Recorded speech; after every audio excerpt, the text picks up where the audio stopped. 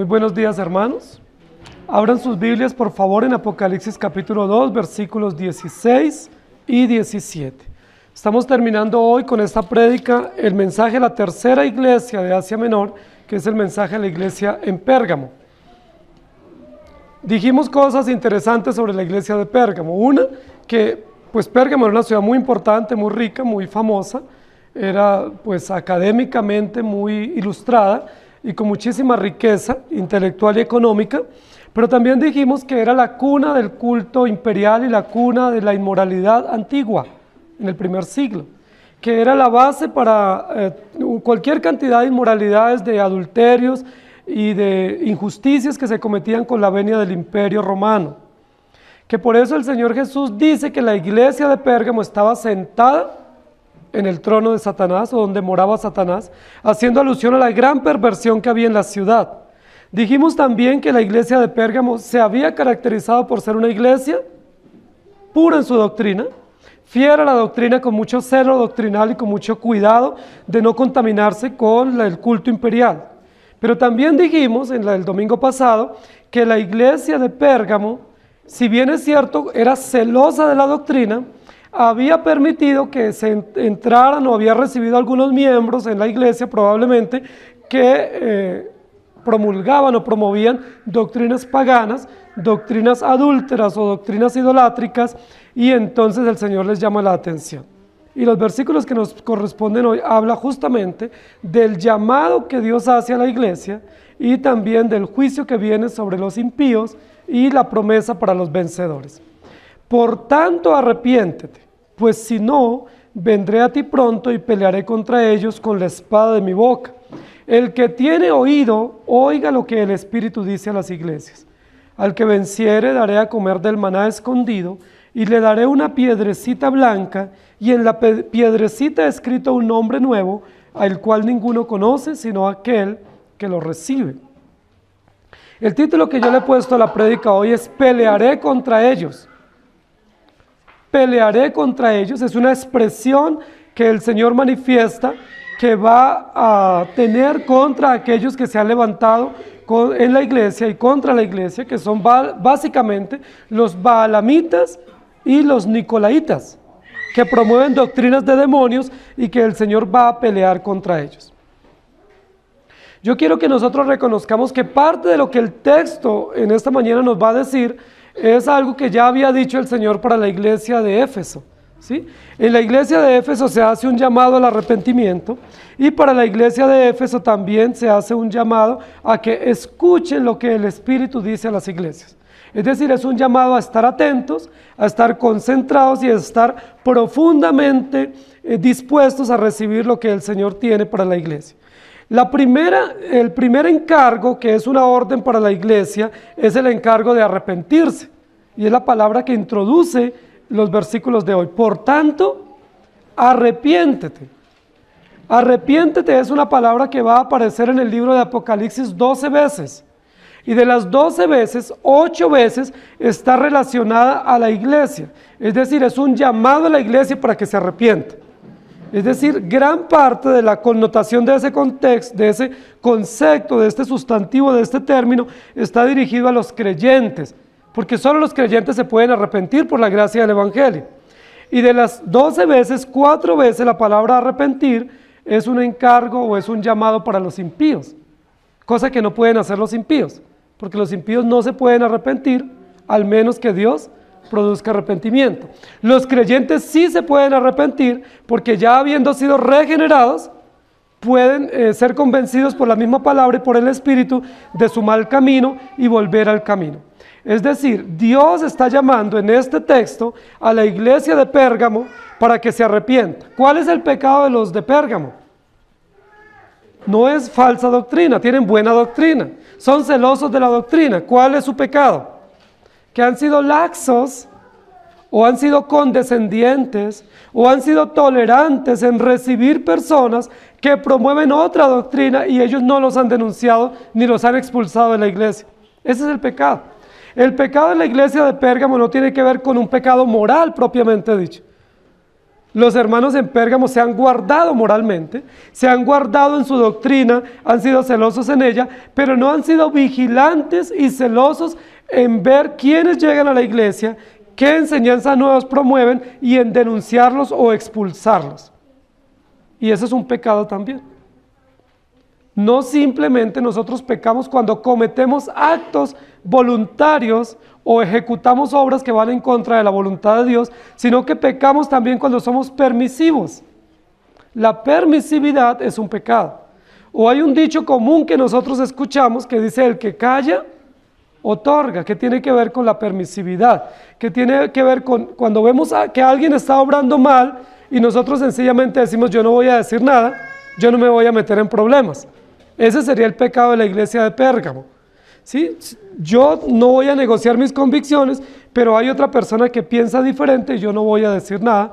Pues si Dios le quiere hablar, que le hable. O si Dios quiere obrar en el corazón de él, que obre. Pero ese fue el pecado de la iglesia en Pérgamo: ser laxos en no imponer disciplina o no denunciar a estos que cometían obras aborrecibles a los ojos de Dios, y los creyentes no las denunciaron. El texto dice: pues si no, vendré a ti pronto y pelearé contra ellos. Queridos hermanos, lo que el Señor está diciendo aquí para la iglesia de Pérgamo es que Él va a venir pronto para juzgar a estos impíos que se habían filtrado dentro de la iglesia. Cuando la Biblia dice vendré a ti pronto, no podemos entenderlo como la venida final del Señor Jesús para su juicio final, tema que es principal en el libro de Apocalipsis.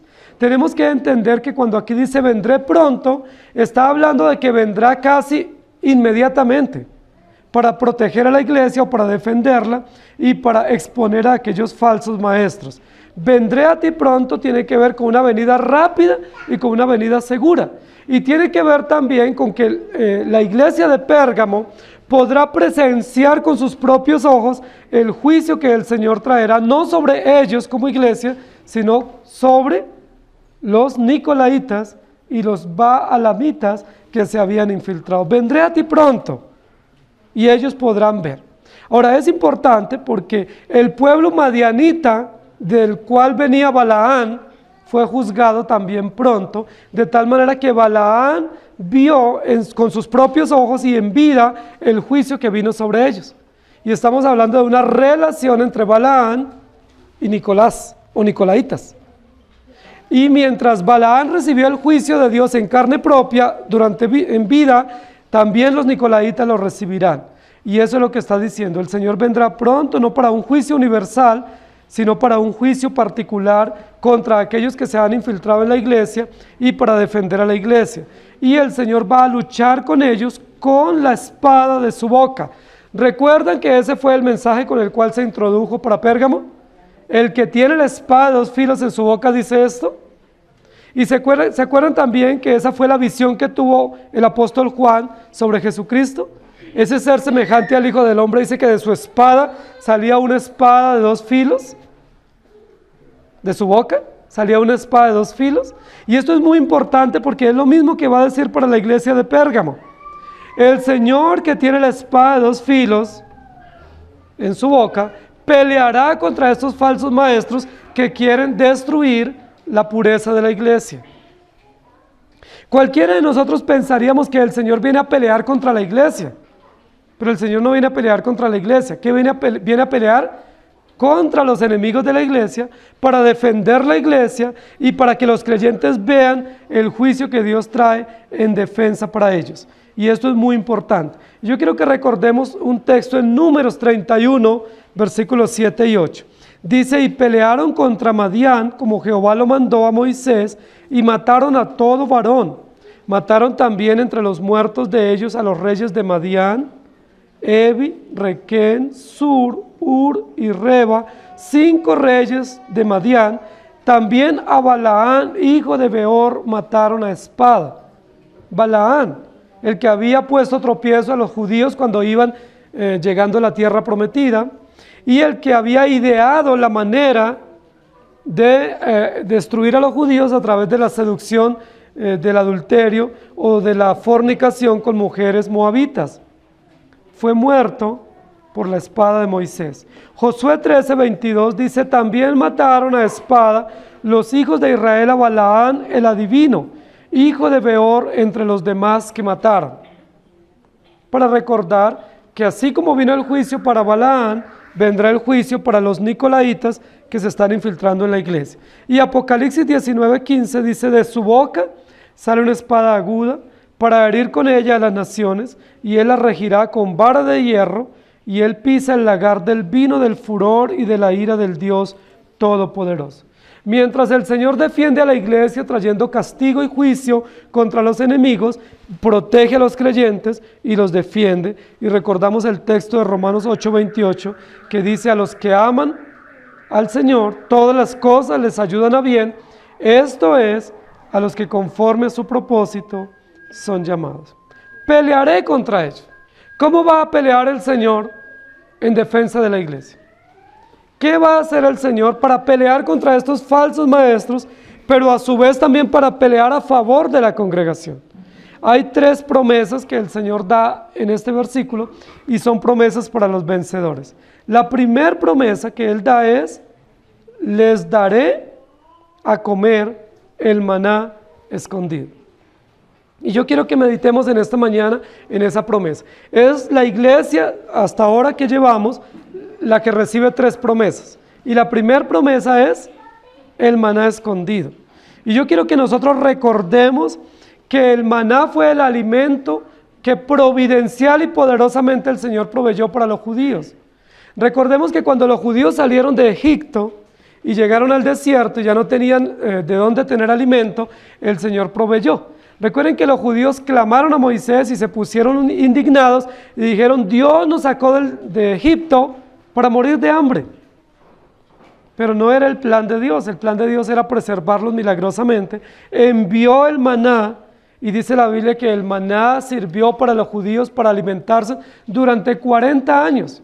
Todos los días, ¿sí? 6 días a la semana, caía el alimento provisto por Dios sobre el rocío a las afueras del campamento. Los judíos salían y recogían este alimento, lo preparaban y se alimentaban. Y así se alimentaron por 40 años. ¿Cuándo cesó de caer el maná? Dice la Biblia, cuando el pueblo cruzó el río Jordán y poseyeron la tierra de Canaán. Inmediatamente pasaron el río Jordán, cesó de caer el maná y ellos no fueron más alimentados con este alimento provisto de manera maravillosa y tuvieron que cultivar la tierra. El maná fue un alimento supremamente nutritivo y delicioso. Dice la Biblia que solo comiendo maná estaban nutridos los judíos y estaban fortalecidos. Y era un alimento delicioso al paladar. Lo podían preparar de varias maneras y ellos alimentarse y estar bien fortalecidos. Fue el alimento que Dios proveyó para que ellos comieran. Cuando Moisés estaba por el desierto, Dios le dio una orden a Moisés respecto al maná. Y le dijo, como el maná va a cesar una vez crucen el río Jordán, provéase de una vasija y dentro de esa vasija guarde una porción de maná, probablemente como 1 kilo de maná. Guarde una porción y meta esa porción dentro del arca de la alianza o del arca del pacto. Y esa porción se llamaba el maná escondido. Esa porción de maná, ¿quién representa? A Jesucristo nuestro Señor, que es nuestro alimento espiritual y nuestra provisión para estar nutridos y fuertes. Y Jesús mismo descifró esta metáfora cuando Él estuvo en la tierra, porque Él dijo, yo soy el pan de vida que descendió del cielo.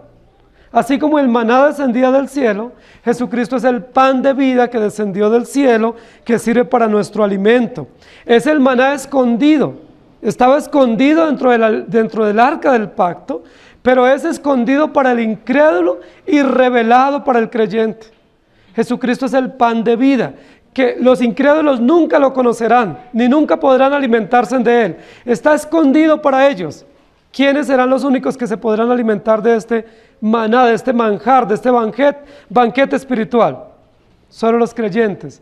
¿Por qué? Porque siendo escondido es revelado a través del pacto. Y no es para menos que estaba guardado en el arca del pacto por siempre debía guardarse, solo que con todas las invasiones el arca fue robada y los utensilios fueron robados, pero el plan de Dios era que el maná fuera guardado. Dicen algunos historiadores y algunos libros apócrifos que Jeremías, cuando el arca fue robada, logró esconder esta porción de maná y preservarla. No sabemos a ciencia cierta si esto fue real o no, pero es lo que dicen algunos. Pero lo que sí es cierto es que Jesucristo es el maná provisto para nuestro alimento espiritual. Jesucristo vino del cielo y Él a través de su palabra no solamente nos alimenta, sino que nos santifica y provee todo lo necesario. Calma nuestra hambre espiritual y nos sacia de manera integral. Queridos hermanos, esta promesa que los hermanos de Pérgamo están recibiendo es una promesa extraordinariamente maravillosa. Y es una promesa que tiene que ver con toda la historia de la redención, especialmente en el Antiguo Testamento. Es una promesa que conecta a la iglesia del Nuevo Testamento con la iglesia del Antiguo Testamento. El maná escondido, es el maná preservado, el maná reservado, que está libre de contaminación y que nutre nuestro ser. Es un alimento sagrado y celestial para darnos fuerza y vigor para vivir el Evangelio. Son muchas las personas que piensan que esta porción de maná tiene una referencia con el árbol de la vida en medio del Edén para Adán y Eva. ¿Recuerdan que la iglesia de Esmirna dice que había un árbol de la vida y que podían comer? Pero yo quiero decirles, queridos hermanos, que quienes entienden de esta manera esta porción de la Escritura, básicamente lo que dicen es el maná representa el árbol del huerto y lo que Dios va a hacer con este maná escondido es dar el alimento para los creyentes de tal manera que ellos sean restaurados a la posición de Adán, es decir, sean restaurados a la posición edénica. Nuevamente después del pecado vuelvan al Edén y tengan toda la provisión y todo el bienestar para vivir plenamente en este paraíso. ¿Estamos de acuerdo con esa interpretación? El llamado de Dios a través de este alimento es volvernos a la posición de Adán. ¿Cuántos dicen amén? No podemos decir amén porque eso no es cierto. El plan de Dios a través del Evangelio no es restaurarnos a la posición de Adán, porque si fuese eso, pues por demás murió Cristo.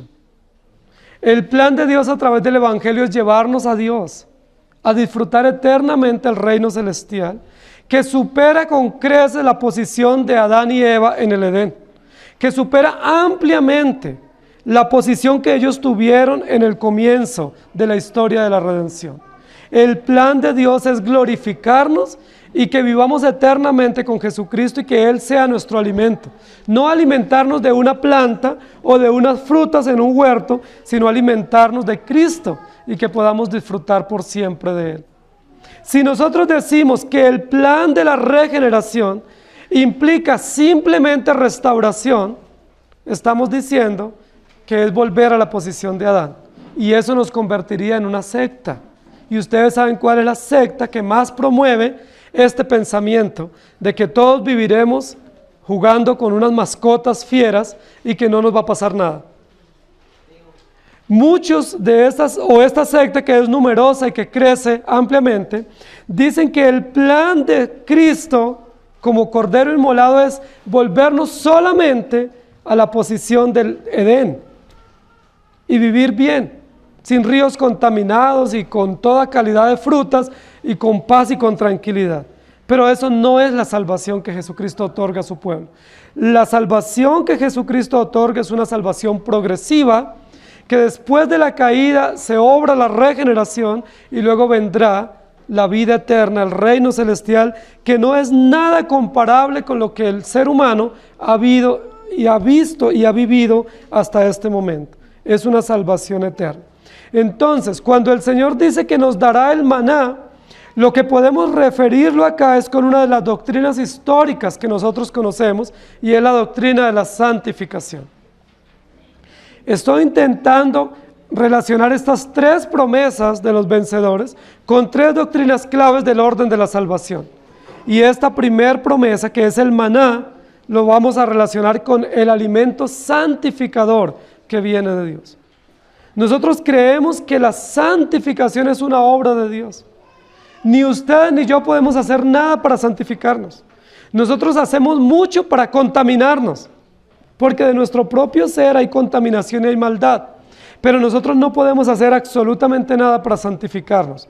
¿Quién es el que obra la santificación? El Señor Jesucristo. ¿Cómo la obra? Por su palabra, por su espíritu, a través de las circunstancias, a través de muchas pruebas y adversidades, a través de la iglesia y del compañerismo cristiano. El Señor obra la santificación. El Señor, a través del maná, que es el alimento de la palabra, nos santifica. La palabra dice: ya vosotros estáis limpios por la palabra que os he hablado. El maná es el alimento diario para fortalecer nuestro ser, pero también para santificar nuestro ser.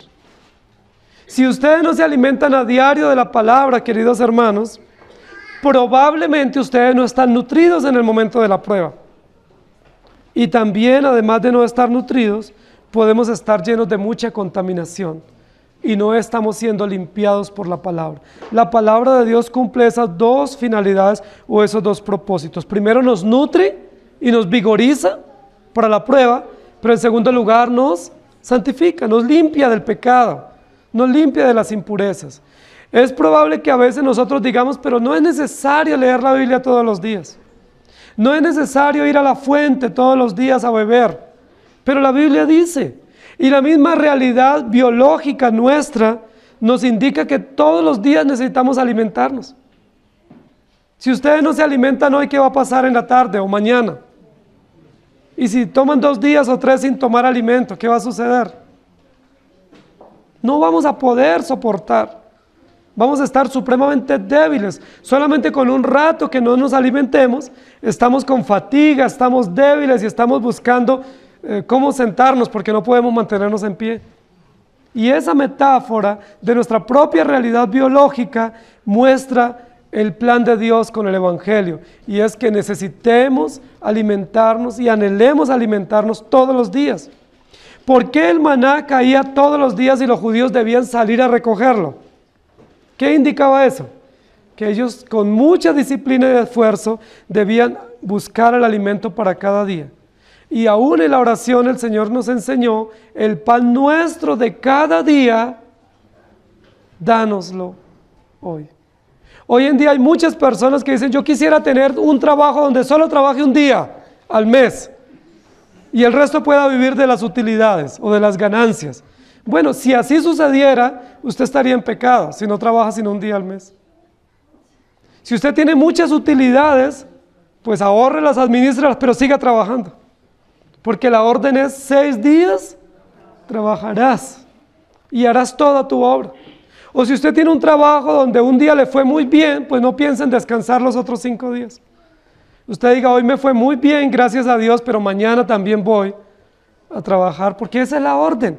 6 días trabajarás, 6 días saldrás a buscar el alimento, 6 días saldrás porque el alimento es diario. Y esta metáfora del maná que recibieron los judíos en el desierto nos permite recordar que el alimento diario que el Señor nos da es la palabra, y que a través de esa palabra nos hace más que vencedores. ¿Cómo pelea el Señor contra los enemigos de la iglesia? Con la espada que sale de su boca. Pero ¿cómo pelea a favor de la iglesia? Dándonos su palabra, que es la espada de su palabra, que nos alimenta, que nos nutre y que nos provee ese alimento celestial. Éxodo 16, 31 y Salmo 78, 24 nos habla de la promesa del maná. Dice: e hizo llover sobre ellos maná para que comiesen, y les dio trigo de los cielos. Aunque era un alimento temporal, se refiere básicamente al alimento espiritual. Y Juan capítulo 6, versículos 57 y 58 dice: como me envió el Padre viviente, y yo vivo por el Padre, asimismo el que me come, él también vivirá por mí. Este es el pan que descendió del cielo, no como vuestros padres comieron el maná y murieron. el que come de este pan vivirá eternamente. ¿Cuál es el maná que ustedes y yo tenemos que comer todos los días? La palabra de Dios. Cristo mismo, nuestro alimento celestial que nos nutre, porque es la forma como el Señor pelea a favor de los creyentes. Éxodo 16, 32 y 34 dice: y dijo Moisés, esto es lo que Jehová ha mandado: llenad un gomer de él y guardadlo para vuestros descendientes, a fin de que vean el pan que yo os di a comer en el desierto, cuando yo os saqué de la tierra de Egipto. Y dijo Moisés a Aarón: toma una vasija y pon en ella un gomer de maná, y ponlo delante de Jehová para que sea guardado para vuestros descendientes. Y Aarón lo puso delante del testimonio para guardarlo, como Jehová lo mandó a Moisés. Por eso el versículo que estamos estudiando hoy dice: y les daré el maná escondido. Es decir, que está reservado, que es exclusivo para los creyentes, el maná que es Cristo Jesús. En Juan capítulo 6, versículos 48 y 49 dice: yo soy el pan de vida. Vuestros padres comieron el maná en el desierto y murieron. Y luego en Mateo 11, 25 dice: en aquel tiempo respondiendo Jesús dijo: te alabo, Padre, Señor del cielo y de la tierra, porque escondiste estas cosas de los sabios y de los entendidos y las revelaste a los niños. Cristo es el maná escondido, reservado, no es un secreto, es reservado ¿para quiénes? Para los hijos, para su pueblo. No es un misterio, no es algo místico, sencillamente es reservado para su pueblo. Y esa es una gracia maravillosa que hemos recibido de Dios. Que siendo nosotros pecadores, Jesucristo no solamente nos constituye hijos suyos, sino que Él mismo se nos dé a sí mismo como nuestro alimento, para nutrirnos y para preservarnos. Colosenses capítulo 3, versículo 3 dice: porque habéis muerto y vuestra vida está escondida con Cristo en Dios. Así como el alimento es escondido, es reservado, es exclusivo para los creyentes por gracia estamos también escondidos o reservados en Cristo Jesús. Y en Colosenses 2:3 dice: en quien están escondidos todos los tesoros de la sabiduría y del conocimiento. Luego en Hebreos 9:4, para reafirmar la idea que mencioné hace un rato, dice: el cual tenía un incensario de oro y el arca del pacto cubierta de oro por todas partes, en la que estaba una urna de oro que contenía el maná, la vara de Aarón que reverdeció y las tablas del pacto. Y luego en Juan capítulo 6, 34 y 35 dice: le dijeron: Señor, danos siempre este pan. Jesús les dijo: yo soy el pan de vida, y el que a mí viene nunca tendrá hambre, y el que en mí cree no tendrá sed jamás. El alimento temporal pasará, cumple una función biológica pero pasajera, pero el alimento espiritual permanece. Un día, muy pronto, no necesitaremos más el alimento material. Dice la Biblia que muy pronto el Señor nos llamará a su presencia y no necesitaremos más de ese maná temporal, de ese maná que nos implica esfuerzo y sudor, pero el maná que necesitaremos por siempre será el alimento que viene de Dios, el alimento que es Cristo Jesús, el cual lo necesitaremos por siempre y que el Señor nos ha otorgado por gracia. Pelearé contra ellos. ¿Cómo pelea el Señor a favor de su pueblo? Dándonos el maná santificador. Pero ¿saben cuál es la otra idea implícita allí en el texto? Los judíos tenían una gran tentación en este momento y los creyentes griegos que estaban en Pérgamo. ¿Cuál era la tentación? Alimentarse del alimento de los nicolaitas. ¿Se acuerdan cuál era el alimento de los nicolaitas? Alimento consagrado a los ídolos. Y esa es la denuncia. Ellos están aceptando a los que comen alimentos consagrados a los ídolos. Pero yo les daré el maná verdadero. Es decir, ¿cómo pelea el Señor a favor de su pueblo? dándonos su palabra que es verdad y que nos alimenta, y haciéndonos aborrecer las comidas del mundo, o los placeres del mundo, o haciéndonos denunciar los pecados con los cuales nos alimentamos y que no nos nutren y no nos santifican, sino que más bien nos contaminan. Y una pregunta de aplicación: ¿de qué usted se alimenta? Cuando nosotros vamos al médico, el médico nos pregunta muchas veces, a veces dependiendo del peso que tenemos, sea porque es muy bajo o es mucho peso, nos pregunta cómo es su comida. Y nos enseña o nos manda a veces donde el dietista para que nos enseñen a comer mejor, con comida más balanceada y más nutritiva, más adecuada. El médico nos manda porque sabe que si nosotros no estamos comiendo bien, no tenemos fuerzas suficientes, o no tenemos vigor suficiente, o fácilmente podemos atraer o recibir otras enfermedades que son colaterales a una mala alimentación. Lo que el Señor nos está diciendo es: si ustedes y yo, queridos hermanos, no nos alimentamos de la palabra, vamos a volvernos raquíticos espiritualmente, o desnutridos o anémicos espiritualmente. ¿Y qué va a suceder? Vamos a querer alimentarnos fácilmente de las comidas del mundo, o de la comida de Satanás, o de las comidas del paganismo, o del ecumenismo, que no nutre, que llena pero no nutre, y que llena pero no permanece y no satisface.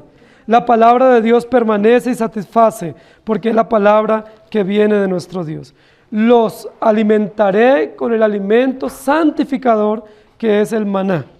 El segundo lugar, la segunda promesa que reciben los creyentes en la iglesia de Pérgamo: y le daré una piedrecita blanca.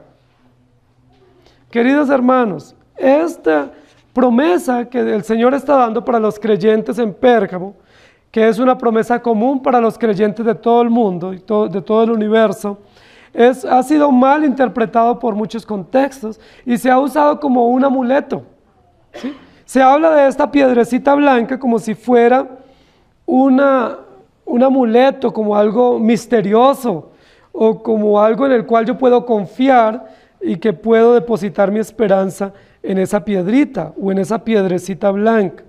Pero básicamente lo que el Señor nos quiere enseñar con esta piedrecita es un principio y una doctrina muy importante del orden de la salvación, que es la doctrina de la justificación. En los tribunales judíos antiguos o en los tribunales griegos se usaba para exonerar o para condenar a un implicado, se usaban piedritas en una bolsa. Piedritas blancas y piedritas negras. Y cuando los jueces iban a determinar justicia con relación a un reo o a una persona que estaba llevándose a juicio, pues a mayor cantidad de piedras blancas se exoneraba al culpable, y a mayor cantidad de piedritas negras se sentenciaba al culpable o se juzgaba. Cuando la Biblia dice que el Señor nos da una piedrecita blanca, está hablando básicamente de la seguridad de la justificación que ustedes y yo tenemos en Cristo Jesús. El color blanco en la Biblia es una señal de justicia, es un símbolo de justicia de parte de Dios. El color blanco en la Biblia está de principio a fin, en las vestiduras, ¿cierto? En las imágenes sobrenaturales que vieron muchos seres de Dios. Dice que unos seres blancos se les aparecían, y muchos de los elementos en la Biblia son blancos. El blanco es una señal de la justicia.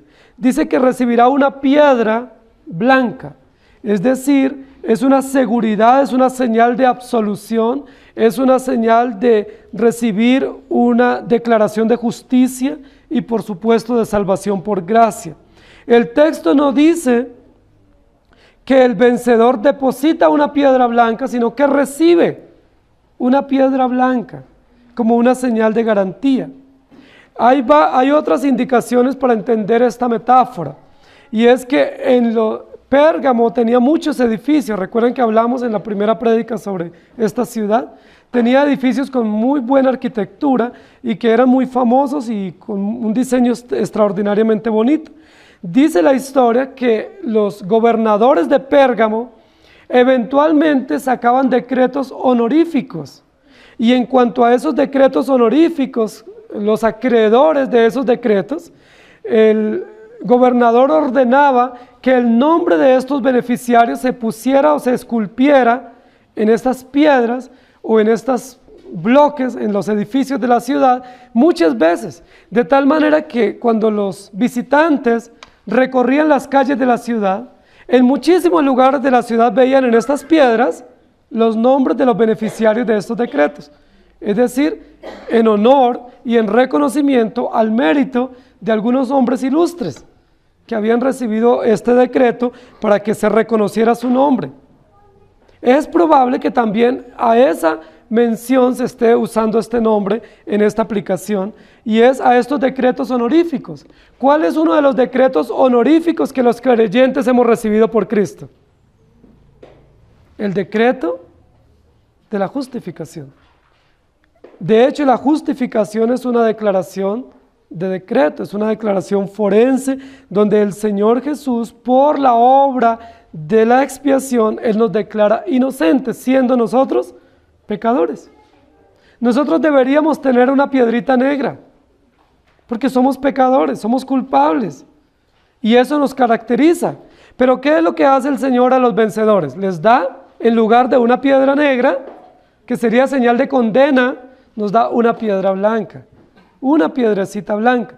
Probablemente esta piedrecita era una piedrecita transparente, una piedrecita translúcida, una piedrecita que representaba una perla maravillosa, una perla preciosa, como un diamante o como otra piedra muy costosa.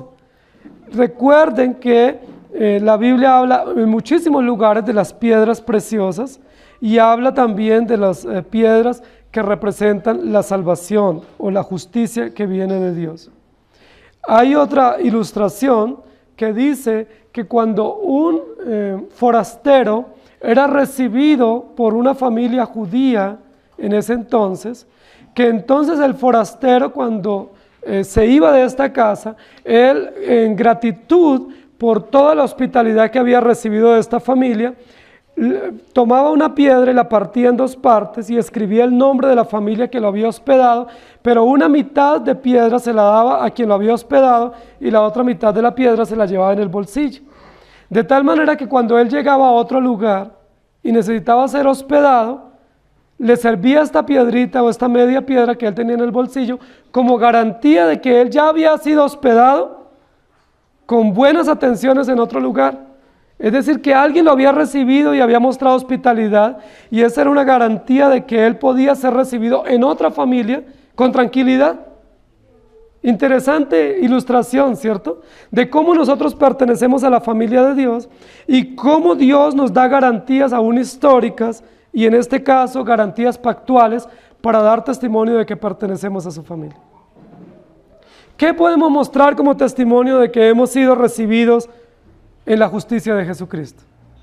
Una piedrita blanca, una piedra que muestra que el Señor nos ha limpiado, nos ha absuelto de nuestra miseria, ha quitado la culpa condenatoria que venía contra nosotros y nos ha declarado justos y nos ha declarado santos e hijos suyos, y eso es superior a la posición que Adán y Eva tuvieron en el Edén.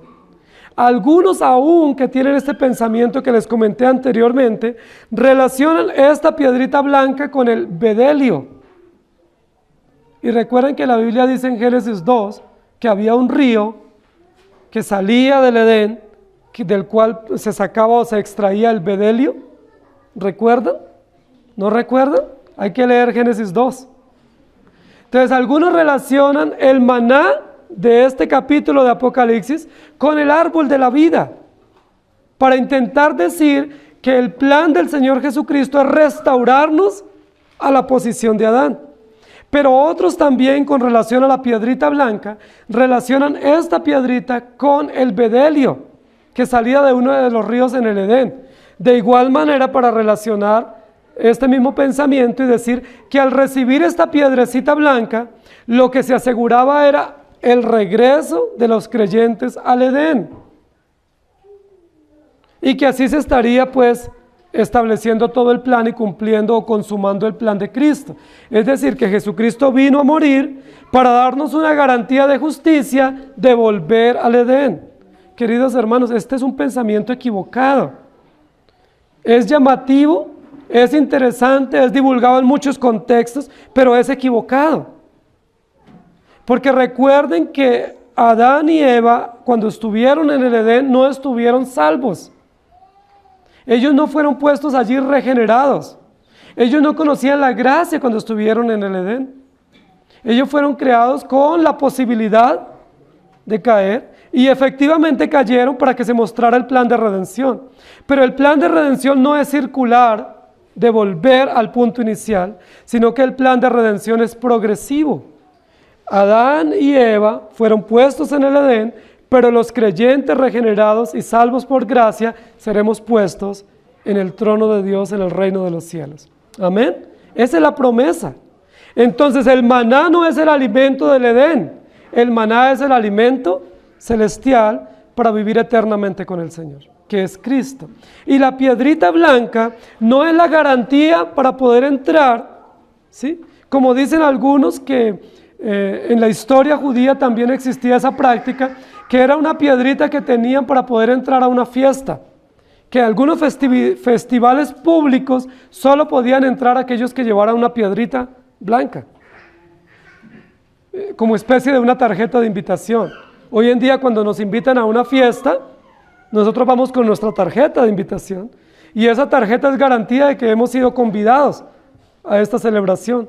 Entonces algunos dicen que era la piedrita de garantía para poder entrar al Edén. La Biblia no dice eso. Más bien lo que la Biblia dice es que esta piedrita blanca es la garantía de la justicia de Cristo, otorgada a nuestro favor, con la cual nosotros podemos testificar que hemos sido absueltos de la culpa condenatoria y que tenemos derecho por gracia, no por mérito, de entrar al reino de los cielos. La pregunta es, ¿tú has recibido esa piedrita blanca? Es decir, ¿tú has recibido por gracia la justicia que viene de Dios?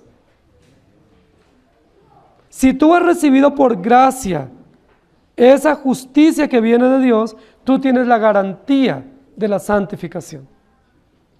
Tú puedes afianzarte en las promesas eternas del Evangelio de que tus pecados han sido perdonados y que has sido absuelto de toda culpa condenatoria. El libro de Romanos en el capítulo 8 dice, ninguna condenación hay para los que están en Cristo Jesús. ¿Quién acusará a los escogidos de Dios? ¿Habrá alguien que los pueda acusar? ¿Satanás los podrá acusar? Nadie. Dice, porque Cristo murió por ellos y perdonó sus pecados. Queridos hermanos, esta piedrita no puede entenderse como un amuleto o como un aspecto místico del Evangelio. Se tiene que entender como un principio fundamental del carácter de Dios aplicado a nosotros para darnos esperanza, para darnos garantía de santidad y para darnos firmeza y como una señal de pacto de que nosotros pertenecemos a Él. Queridos hermanos, así como el maná fue guardado en el arca del pacto como una garantía pactual de nuestra pertenencia al reino, la piedrita blanca también tiene una implicación pactual. Tiene una implicación de que es una garantía que tenemos.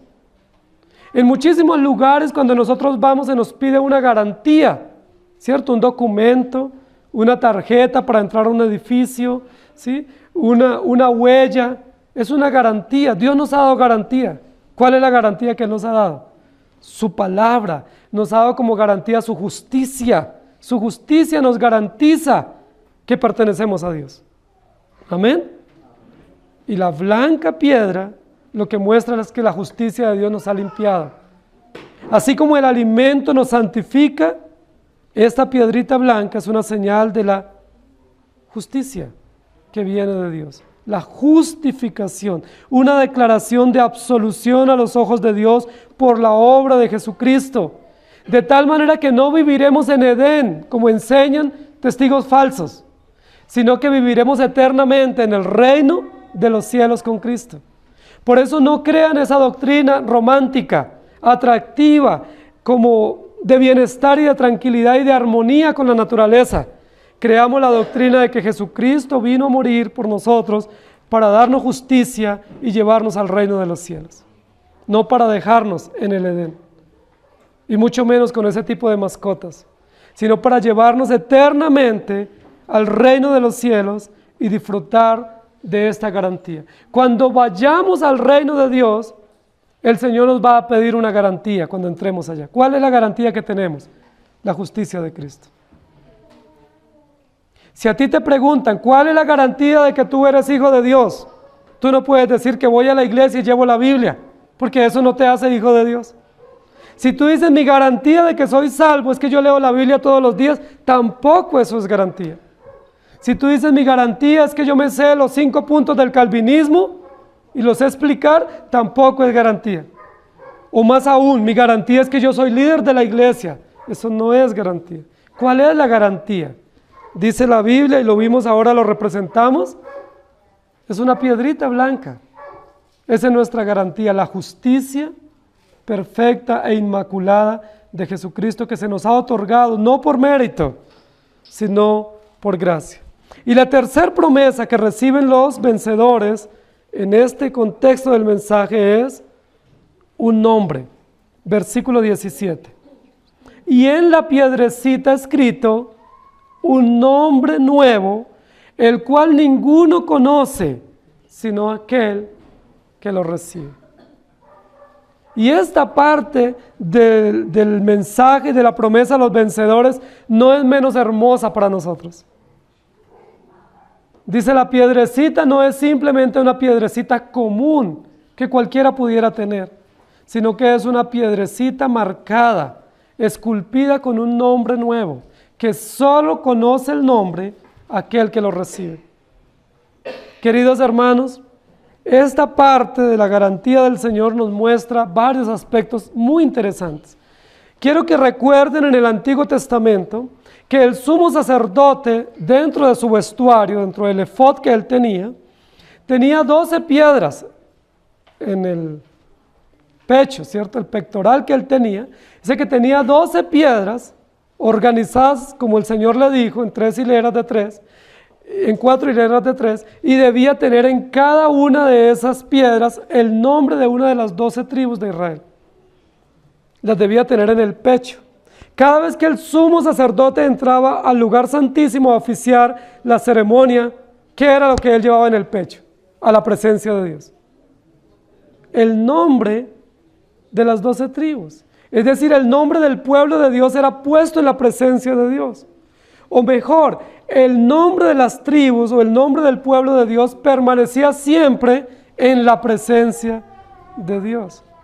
Y esto es muy importante, porque lo que la Biblia nos está recordando aquí es que el nombre es una garantía de adopción. El nombre es una garantía de que pertenecemos a una familia. Cuando nuestros hijos nacen, y aún antes de nacer, ya les tenemos un nombre. Cuando nosotros estamos esperando un hijo, una de las expectativas que tenemos es, ¿qué nombre le vamos a poner? Y a veces hacemos elección de nombres, y a veces bregamos un poco para identificar el nombre, pero llegamos a un nombre, y vemos, ese va a ser el nombre que le vamos a poner. Y una vez nace, en el mismo momento del nacimiento, nosotros ya tenemos el nombre para ese hijo o para esa hija y lo llamamos por su nombre. Y luego rápidamente hacemos una diligencia legal, civil, para registrarlo y para decir, este niño tiene un nombre. No simplemente es mi hijo. Yo lo pudiera llamar hijo, pero no lo llamamos hijo. Lo llamamos y lo registramos con un nombre que le pertenece a él, que es exclusivo, que habla de su identidad, que habla de su carácter, que habla de su adopción, de que él pertenece a nuestra familia y que le hemos puesto un nombre como identidad propia, exclusiva de él y que se debe llamar por ese nombre. ¿Quién le da el nombre a nuestros hijos? Los padres, ¿cierto? ¿Quién nos da a nosotros los creyentes el nombre?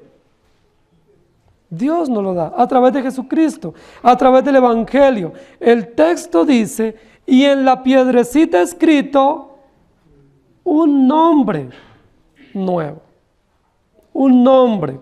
Y es muy importante que nosotros podamos recordar que el nombre no simplemente es un medio para nosotros tener una cédula o un documento, sino que el nombre en la Biblia habla de la identidad y habla también del carácter. Recuerden que en varias oportunidades el Señor cambió nombres a personas. A Saraí le cambió el nombre por Sara, a Abraham por Abraham, a Jacob por Israel. El Señor, ¿por qué cambió el nombre a estos varones? ¿Porque a él no le gustó ese nombre? Porque era una señal extraordinaria para mostrar que una vez somos regenerados, recibimos un nombre nuevo, es decir, una identidad nueva que nos caracteriza. Hay muchas personas que se devanan sus sesos diciendo cuál será el nuevo nombre que recibiré, pensando en este texto, ¿cierto? ¿Cuál será ese nombre que el Señor me estará poniendo, me va a poner? ¿Sí? Bueno, ya ese nombre lo tenemos. Y ese nombre es el nombre de Cristo, grabado en nuestra mente, en nuestra frente, en nuestro corazón, esculpido, de tal manera que por ese nombre seremos identificados por la eternidad. ¿Recuerdan cuando la bestia fue a marcar a sus seguidores? ¿Cómo marcó la bestia a sus seguidores? Dice con un nombre que les marcó en la frente y en las manos. ¿Y cómo dice la Biblia que que cuando iba marcando a los creyentes no los podía marcar porque ya estaban marcados? ¿Cómo están marcados los creyentes? Con el nombre de Jesucristo. No es mi nombre no es importante. Mi nombre es importante solo para mi identidad civil, temporal. No nos llamamos todos cristianos, ¿cierto? Nos tenemos un nombre. Es importante llamarnos por ese nombre civil que tenemos, ese nombre que habla de nuestra identidad, ¿sí? Aunque nos decimos hermanos, cada hermano tiene su nombre. Y es bueno llamarnos por el nombre, porque eso muestra nuestra familiaridad, nuestra amistad, eso muestra la identidad propia de cada uno, pero ese nombre rápidamente desaparecerá. ¿Y cuál es el nombre que permanecerá? No es el nuestro. ¿Cuál es el nombre que permanece por siempre? El nombre del Señor Jesucristo, grabado en nuestra mente y en nuestra conciencia, por el cual podemos ser reconocidos como hijos de Dios y como adoradores por la eternidad. Y en la piedrecita, la piedra, ¿a quién representa? A Cristo y su justicia, un nombre nuevo. ¿Y por qué es nuevo? Porque todo en Cristo es nuevo para nosotros. Cuando nosotros vemos en el Nuevo Testamento, especialmente en Apocalipsis, las promesas de Cristo, vemos que hay un cielo nuevo, una tierra nueva, hay una Jerusalén nueva, hay un nombre nuevo, hay una ciudad nueva, todo es nuevo. Y todo apunta a nuestro Señor Jesucristo. Este nombre escrito en esa piedra blanca, lo que muestra es la inmutabilidad del plan de redención. El Señor nos adoptó como hijos y no se va a cansar de nosotros.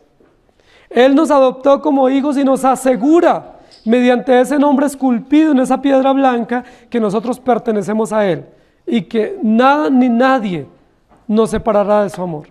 El nombre esculpido en esa piedra nos recuerda otros textos de la Escritura que dice que nuestro nombre está escrito en el libro de la vida y nunca más será borrado.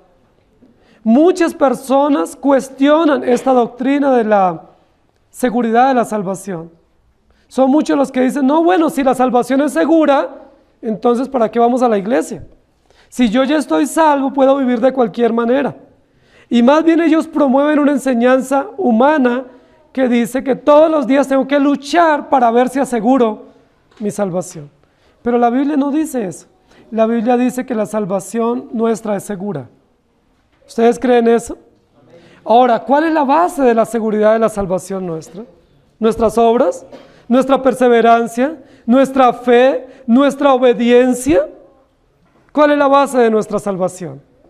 La obra perfecta, inmaculada, eterna y segura de Jesucristo el Cordero de Dios. Ustedes y yo no tenemos garantía propia, queridos hermanos. Ustedes y yo tenemos garantía únicamente en el nombre de Jesucristo, que es el nombre sobre todo nombre, y el nombre bajo el cual toda rodilla se doblará y toda lengua confesará que Jesucristo es el Señor. Yo no puedo presumir que mis padres me pusieron Ismael y que posiblemente el Señor me va a poner Manuel o David o Efraín. No, eso es otro nombre común. Ese es otro nombre humano. ¿Cuál es el nombre eterno con el cual yo podré entrar al reino de los cielos? Con el nombre de Jesucristo, el Cordero de Dios, que es el nombre, sobre todo nombre, que estará escrito en nuestras frentes, en nuestro corazón, con el cual tendremos garantía de pertenecer al reino de los cielos. Éxodo 28:21 dice: y las piedras serán según los nombres de los hijos de Israel, 12 según sus nombres, como grabaduras de sello, cada una con su nombre, serán según las 12 tribus. Y en Apocalipsis 3:12 dice: al que venciere yo le haré columna en el templo de mi Dios, y nunca más saldrá de allí, y escribiré sobre él el nombre de mi Dios y el nombre de la ciudad de mi Dios, la nueva Jerusalén, la cual desciende del cielo de mi Dios, y mi nombre nuevo. ¿Cuál es el nombre nuevo de Jesucristo? ¿Se acuerdan cuál es nuestro eslogan? Jesucristo, Cordero Vencedor. Ese es el nombre nuevo. El de Jesucristo como Redentor consumado.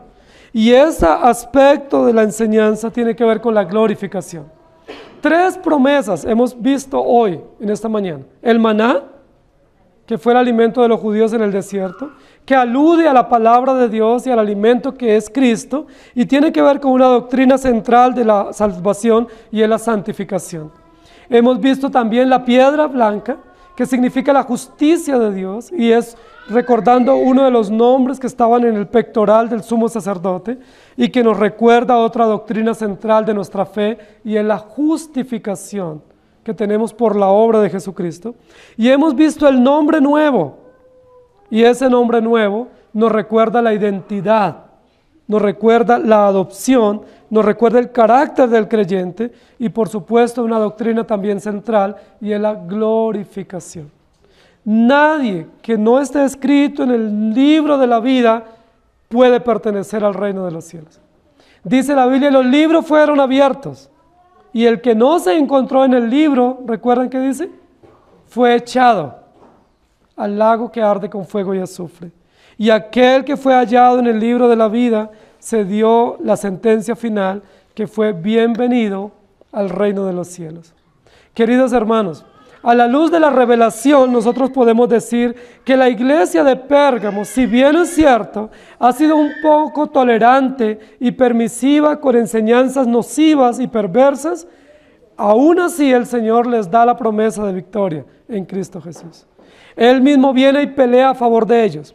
De 2 maneras pelea. Una pelea contra aquellos falsos profetas, para juzgarlos en vida, de tal manera que los mismos creyentes presencien eso, pero también pelea por la palabra y por su espíritu y por su obra de regeneración, afirmándonos y haciéndonos cada vez más sólidos en la fe del Evangelio. Queridos hermanos, ustedes y yo no podemos luchar por nuestra salvación. No sé si han escuchado eso en muchos contextos: luche por su salvación. ¿Sí lo han escuchado? Nosotros siempre luchamos por el pecado y a favor del pecado, pero no por las cosas de Dios. Pero ¿saben quién lucha por nosotros? Él lucha. ¿Y saben cuándo lucha? A diario, permanentemente lucha para preservarnos, para alejarnos del pecado, para afirmarnos en la fe, para hacernos más temerosos, para hacernos más devotos a Él, para apartarnos del pecado. ¿Qué usa el Señor? ¿Qué medios usa para pelear a favor nuestro? Su preciosa palabra. La fe que ha sido depositada por gracia en nuestros corazones, su precioso espíritu puesto en nosotros, pero también usa la iglesia como un organismo vivo para llamarnos a la unidad, llamarnos a la fe y para mostrar quiénes son aprobados. Por eso la disciplina, por eso las pruebas son provisiones de Dios para nuestra santificación, para que podamos deleitarnos en su justicia y prepararnos para la gloria venidera. El fin no es el Edén. El fin es el reino de los cielos. El fin no es morar en una granja hermosa, impecable. El fin es vivir eternamente con el Señor. Y para eso nos está el Señor preparando. Amén. Tenemos la garantía de su palabra. Primera de Corintios 11, 31 y 32 dice: si pues nos examinásemos a nosotros mismos, no seríamos juzgados, mas siendo juzgados somos castigados por el Señor, para que no seamos condenados por el mundo. Y cuando el Señor nos abra las puertas del reino, cuando pasemos el umbral de esta vida temporal y seamos glorificados, que podamos recibir la sentencia de Mateo 25, 21, que dice: bien, buen siervo y fiel, sobre poco has sido fiel, sobre mucho te pondré. Entra en el gozo de tu Señor. Queridos hermanos, estas tres promesas a los vencedores no son las promesas al mérito nuestro, son las promesas a la obra de Jesucristo. El maná habla de Cristo, la justicia, que es la piedra, habla de Cristo, y el nombre nuevo habla de Cristo. ¿De qué nos jactamos? ¿De qué nos enorgullecemos si no tenemos nada que no hayamos recibido? Cuando se dé la sentencia, bien, buen siervo y fiel, tenemos que agachar nuestra cabeza con humillación y decir: ni somos buenos, ni nunca hemos sido fieles, ni por lo tanto no merecemos el reino, pero nuestra garantía es Cristo y disfrutaremos por siempre. Amén. Señor, gracias por tu palabra, gracias por garantizarnos la redención en Cristo Jesús. Nosotros pecadores, tú santo; nosotros infieles, tú fiel; nosotros mutables, tú inmutable; nosotros alimentándonos de las migajas de este mundo y de las miserias de este mundo, pero tú alimentándonos con el banquete celestial que es Cristo Jesús. Nosotros afianzándonos en nuestras propias justicias, que son trapos inmundos, pero tú afianzándonos en la justicia pura e inmaculada de tu Hijo Jesucristo. Nosotros confiando en nuestro propio nombre, en nuestra propia honra, y presumiendo de que somos mucho y que valemos mucho, pero tú humillándonos, diciéndonos que el nombre nuevo no es el nuestro, sino es tu propio nombre, esculpido en nuestro corazón para tener certeza de salvación. Gracias te damos por enseñarnos el Evangelio a través de Apocalipsis. Gracias porque Apocalipsis para nosotros no está siendo un libro de terror, ni un libro de misterio, ni un libro que hace apología al mal o a Satanás, sino un libro que nos muestra el testimonio del Señor Jesucristo y su obra consumada de redención. Jesucristo, Cordero vencedor, es nuestra garantía, es nuestro gozo, es nuestro estandarte, es nuestro emblema, que tampoco lo recibimos, sino que tú nos lo diste por gracia y lo afirmas en nuestro corazón y nuestra conciencia. Ayúdanos a vivir por ti y para ti, en Cristo Jesús. Amén.